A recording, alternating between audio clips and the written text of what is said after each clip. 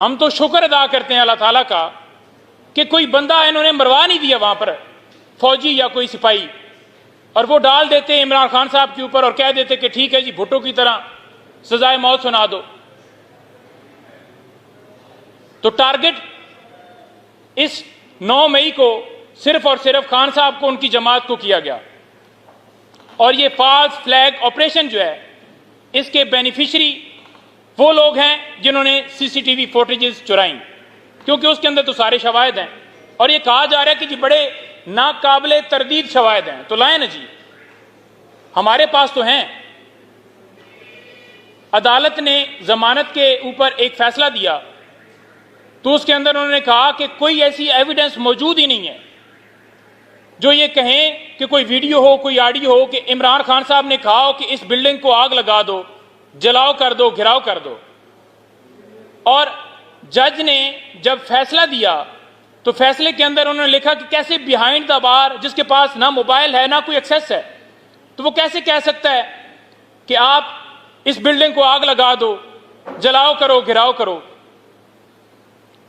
तो ये सारी चीजें ऑन रिकॉर्ड मौजूद हैं। मैं ये कहना चाहूंगा, स्टार्ट मैं लूंगा कि जिसने सीसीटीवी फुटेज चुराई वो 9 मई का जिम्मेदार है, चाहे वो इस्लामाबाद हाई कोर्ट से हो, चाहे वो कोर कमांडर हाउस से हो, चाहे वो जिस जगह से हो। क्योंकि जिस दिन खान साहब ने इस्लामाबाद हाई कोर्ट में पेश होना था, उस दिन जानबूझकर, देखें बायोमेट्रिक के लिए जो तरीकाकार है वो ये है कि एक बंदा पटिशन दायर करता है तो उसकी बायोमेट्रिक इसलिए की जाती है कि कोई गलत दरखास्त ना दायर हो, कि वो खुद जाकर करे। जब खान साहब खुद वहां पर पहुंचे हैं तो उनको गेट के बाहर उतार के और व्हील चेयर के ऊपर उस बायोमेट्रिक वाले कमरे में ले जाया गया। दूसरी तरफ आप देखें, नवाज शरीफ के लिए बायोमेट्रिक एयरपोर्ट के ऊपर पहुंच जाता है, लेकिन जानबूझकर उस बायोमेट्रिक वाले कमरे में लेकर गए और फिर शीशे तोड़कर, कॉलर से पकड़कर, घसीटते हुए हमारे लीडर को वहां से अगवा करके लेकर गए। तो क्या जिन्होंने शीशे तोड़े, जो रेंजर की यूनिफॉर्म में लोग मौजूद थे, क्या उनके खिलाफ कोई एफआईआर, कोई कार्रवाई हुई? नहीं हुई, क्योंकि पूरा प्लान बनाया गया था कि ये सारा इंसिडेंट किया जाए और इमरान खान को अंदर डाला जाए, उसकी पार्टी को खत्म किया जाए, प्रेस कॉन्फ्रेंस करवाई जाए, केसेस बनाए जाएं, लोगों के घरों में छापे मारे जाएं। ये एक पूरा प्लान बनाया गया था। उसके बाद आप देखें, आपके सामने वीडियोस होंगी कि पंजाब की सदर डॉक्टर यास्मीन राशिदा साहबा वो कह रही हैं जी कि कोई भी कोर कमांडर हाउस के अंदर ना जाए, और वो रोकने की वाज़ेह वीडियोज हैं। लेकिन उसके बावजूद आप देख लें कि वहां पर मुख्तलिफ गाड़ियों से लोग उतर रहे थे, सादा कपड़ों में, जो उकसा रहे थे लोगों को कि आए, अंदर आए, और कैसे वो गेट खुला, ले आए ना वीडियो, और शवाहिद रखे जाएं। हमने 25 मई, 1 साल होने वाला है, से जुडिशल कमीशन बनाने के हवाले से सुप्रीम कोर्ट से रजू किया हुआ है। आज तक जुडिशल कमीशन क्यों नहीं बना? हम तो पहले के गए हुए हैं। आज ये नारे मारे जा रहे हैं जी कि बिल्कुल बनाया जाए, और धरना 2014 का जो हुआ, हमला हुआ, फलां हुआ, उसके ऊपर भी बनाया जाए। तो बिल्कुल धांधली के ऊपर भी जुडिशल कमीशन की फिर बात की जाए ना, फिर बात की जाए कि इमरान खान के ऊपर कातिलाना हमला हुआ है, उसके ऊपर भी बात की जाए ना, फिर बात की जाए कि कैसे रजीम चेंज ऑपरेशन किया गया, कैसे साइफर आया, उसके ऊपर भी जुडिशल कमीशन बनाया जाए ना। फिर पिक एंड चूज क्यों किया जा रहा है, और क्यों एक पार्टी बन के आप सामने आ रहे हैं? तो जो कुछ किया गया, हमारे लोग शहीद हुए, हमारे 100 के करीब लोग जख्मी हुए, हमारे लोग पैरालाइज हुए, कोई एक एफआईआर हमारी हुई है? नहीं हुई।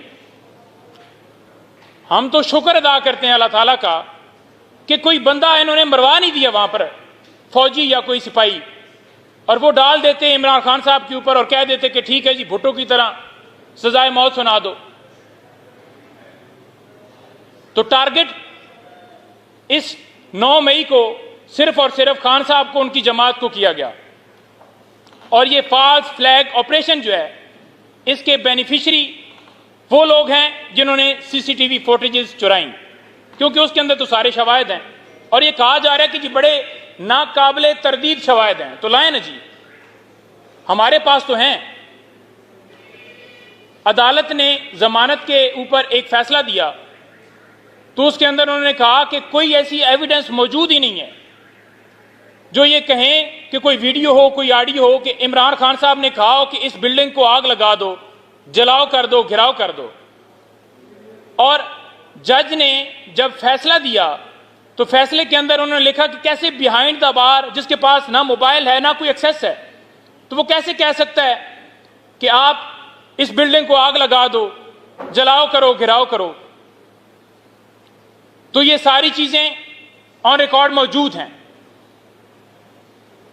हम बार बार ये मुतालबा करते हैं कि जो जुल्म सितम किया गया इस 9 मई की आड़ में, लोगों के घरों में छापे, चादर चारदीवारी का तकद्दस पामाल, और एक जुर्म के ऊपर हमेशा एक कार्रवाई होती है ना, लेकिन यहां पर पूरे पाकिस्तान में हर जगह के ऊपर मुकदमात में इमरान खान साहब को, पाकिस्तान तहरीक इंसाफ के लीडरान को नामजद कर दिया गया। जो लोग प्रेस कॉन्फ्रेंस कर गए उनके ऊपर कोई जुर्म नहीं है, वो आजाद हैं, वो बरी जिम्मा है। जो लोग इमरान खान के साथ डट के खड़े हैं, आज भी उनको फेयर ट्रायल नहीं दिया जा रहा। आज एक मुकदमे में वो रिहा होते हैं तो दूसरे मुकदमे में उठा लिया जाता है। आलिया हमजा, सनम जावेद, डॉक्टर यास्मीन राशिदा, महमूद रशीद साहब, एजाज चोई साहब, उमर सरफराज चीमा साहब, आपके सामने ये सारे लोग मौजूद हैं। और इसके अलावा आप देख लें कि मिलिट्री की कस्टडी में उन लोगों के ऊपर जो वहां पर कस्टडी में रखे गए तशद्दुद किया जा रहा है। जब आपके पास एक फॉर्म मौजूद है जहां अगर किसी ने जुर्म किया है तो उसके मुताबिक उसके ऊपर जो भी जुर्म उसका बनता है वो कार्रवाई होगी। अभी तो अदालतों में केस चल रहे हैं ना, साबित तो नहीं हुआ, तो आप पहले से कह रहे हैं कि ये एक मुल्क दुश्मन जमात है। ये पाकिस्तान तहरीक इंसाफ की बात नहीं है। इस वक्त पूरा पाकिस्तान जो है वो पीटीआई बन चुका है और मिलिट्री के अंदर लोगों के ऊपर तशद्दुद करके हसन न्याजी, हैदर मजीद हमारे वकील हैं, और इसके अलावा जितने वहां पर कस्टडी में हैं उनके ऊपर तशद्दुद करके उनसे मर्जी के बयान। 2 दिनों में, क्या आपने देखा है कि पाकिस्तान की हिस्ट्री में 2 दिनों में ट्रायल मुकम्मल हुआ? तो वहां पर कर्नल साहब कर रहे हैं। ना किसी को फेयर ट्रायल दिया जा रहा है, ना कानून, ना आइन, ना किसी जवाबत का ख्याल रखते हुए सिर्फ कार्रवाइयां जारी हैं। आखिर में मैं ये कहूंगा कि हम बिल्कुल तैयार हैं जुडिशल कमीशन के लिए। जुडिशल कमीशन जो है वो बनाया जाए और हम भी अपने शवाहिद लेकर आते हैं, और जिनके पास औरों के पास हैं वो भी लेके आए, तो फिर उसके ऊपर फैसला दिया जाए।